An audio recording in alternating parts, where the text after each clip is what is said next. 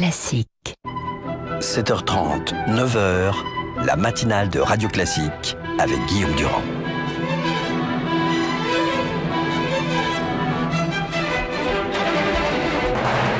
L'invité politique sur Radio Classique et LCI.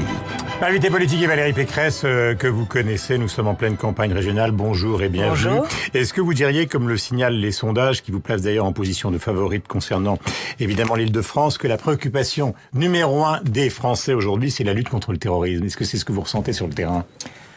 Aujourd'hui, je crois que nous avons besoin à la fois d'autorité et d'espérance. C'est pour ça que j'ai souhaité reprendre ma campagne samedi dernier, parce que les Français ont évidemment besoin qu'on construise un bouclier de sécurité pour les protéger, un bouclier de sécurité beaucoup plus solide que que le précédent. Et évidemment, les régions peuvent contribuer à construire ce bouclier de sécurité avec tous les pouvoirs et les financements qu'elles peuvent mobiliser. Mais au-delà de ça, il faut de l'espoir.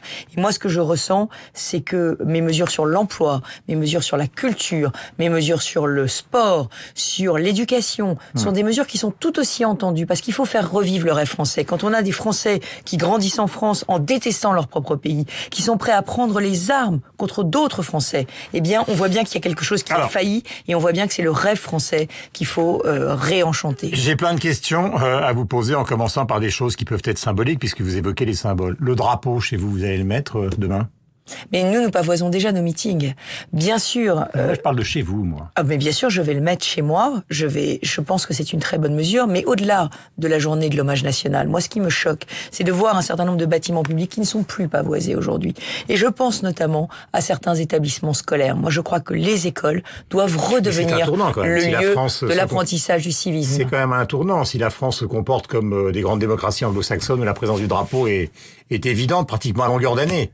Vous savez, samedi dernier, j'étais à Drancy et je suis allée à la rencontre de la communauté berbère avec Jean-Christophe Lagarde, parce que l'un des président de l'UDI, et parce que l'un des terroristes qui s'est fait sauter, un des kamikazes, était berbère, et sa famille était une famille de Drancy, très honorablement connue, très intégrée.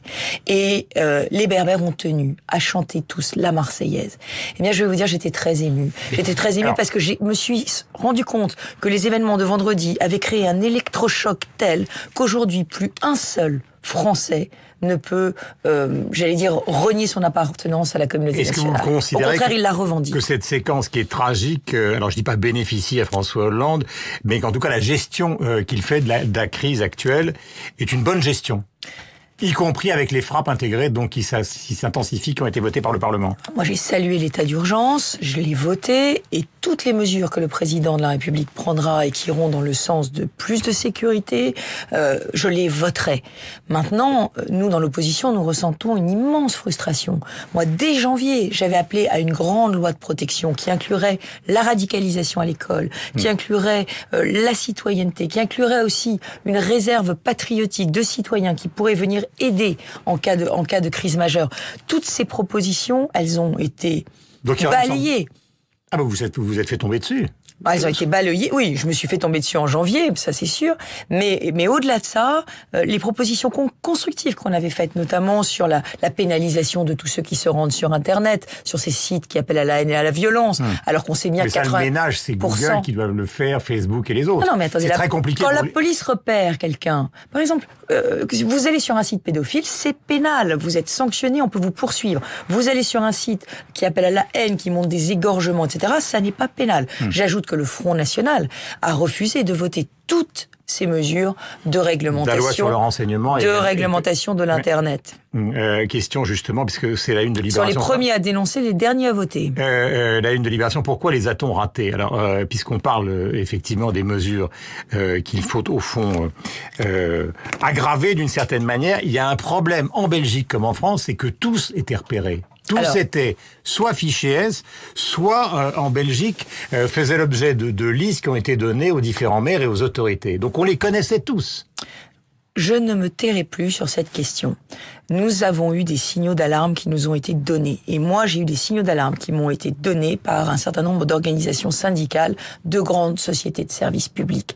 Nous devons organiser une base légale pour le partage d'informations. Lorsque les services de renseignement savent, les fiches S, il y en a de tous les types. Enfin, il y a quand même une fiche S14 qui est retour du djihad. Bon, voilà. Donc, on a des services de renseignement qui ont des renseignements sur des personnes qui savent qu'elles sont radicalisées, dangereuses, qui ne peuvent pas, légalement, donner ces renseignements aux employeurs. Souvenez-vous de ce qui s'est passé à Saint-Quentin-Falavier. C'était un site Céveso, l'employeur a été égorgé et il ne savait pas que son salarié était radicalisé, mais les services de renseignement savaient. Souvenez-vous de ce qui s'est passé à l'assistance publique, à la Salpêtrière. Je vous dis, je vais pas me taire, mais c'est pas le problème de la question de l'état de droit. Parce que tant qu'ils sont pas passés à l'acte, c'est ça la grande question qui est posée au pays. Non mais pardonnez-moi, j'essaie de m'expliquer clairement. La grande question qui est posée au pays, c'est que vous avez des gens qui sont suspects et que peut faire l'État entre la suspicion et le repérage et le passage à l'acte. Guillaume Durand, il y a 10 ans, je me suis occupé de la question des enfants battus. Vous allez me dire, aucun rapport. Si.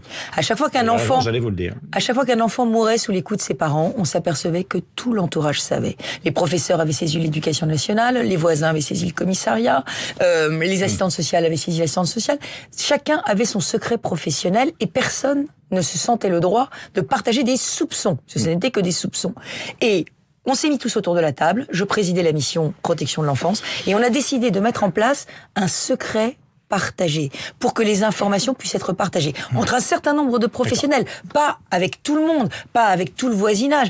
Et c'est comme ça qu'on évite la mort de certains enfants. Mais quand on sait, par exemple, que Kabaout, quand on sait que les Abdeslam, quand on sait que ces familles, les Kouachi, etc., quand on sait qu'ils sont fichés S, quand on sait qu'ils ont un lien justement avec les il faut organiser. Que fait-on s'ils sont silencieux, dormants et qui n'ont pas agi? Attendez, moi je vous pose un problème très concret.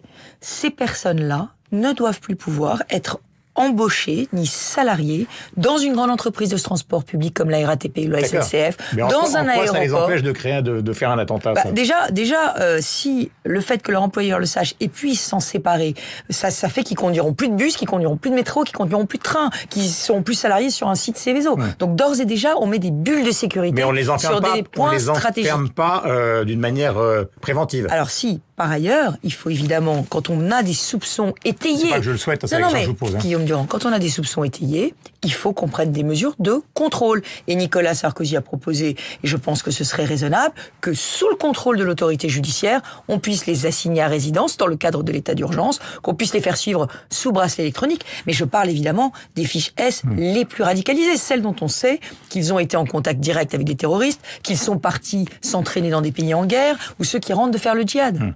La COP21, vous étiez pour son report ou pas? Parce qu'on est dans une campagne où la préoccupation des gens, alors elle est à la fois inquiétude, terrorisme, problèmes économiques, mais aussi circulation. Ça va être un vrai souk à partir de lundi sur les embouteillages, mais on le savait et malheureusement rien n'a été anticipé. Moi j'ai demandé à l'État de prendre en charge la gratuité des transports dimanche et lundi parce qu'on est en train de nous dire c'est la région qui va devoir payer. Donc on est en train de nous dire encore que ça va être des nouvelles charges transmises à la région. Il y a la fluidité.